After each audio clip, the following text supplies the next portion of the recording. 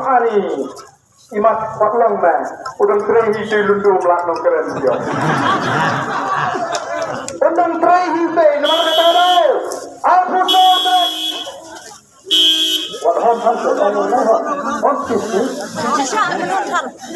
imat udang trehi tu lundu belak no keren tiga ini begini sila pelang sejuk pakai leklang show kandidat ngalarem nyau pundribut kata kata kawai kau orang ini bangat lain pala sama arpat inang bersian di juga kibai bayu marden kibon hajing juga kibot tuai nampak juga tambah kegon kecing bersuku kelas untuk wadhar penting tentang sekut di tengah tu wadhar tinggi tu wadhar kabam tibriusu kecing ia jangaru kabam sikit kabam imat tak kengaru pak dan jahil belum kita pelat hajar kamle pun ngarem nyau rubut namar balai bangat lain pala ngaram namar balai yang ngarem jong jat riu ngaram bangat penduk yang ponsiak hangda po madan berting kata ka jorba snam dikit har kama trai bean bon teli islam we male hadir we undur pan penduk maslong ada yang ada kalanya penduk sama kandon hak madan ponsiak hari jelas ni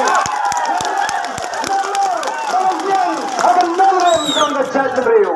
Ngakam ram namar bang penja ya ka MLS scheme. Ngakam ram namar bang amla menyesat. Mereka ram namar bang yeng. Namta kalau ini jangan jatuh beriu. Deh namar ketakadau. Deh namar ketakadau. Lara pikwa bandang yui. Yang parden kambam bundon naga sarkar. Agar ika snam ka sansnam ka pemerintah. Wakin tak jadi kandidat di bang ipeniang nang ni na konstitusi kutu. Jibat.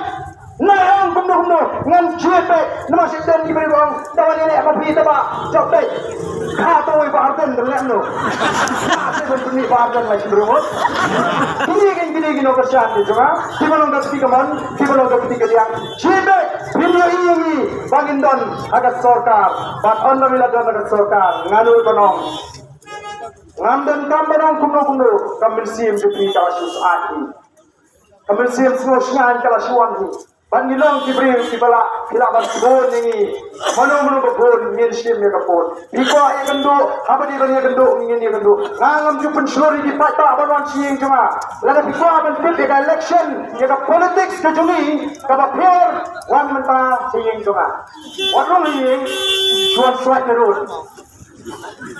ya swat ying cuma no kami ni barden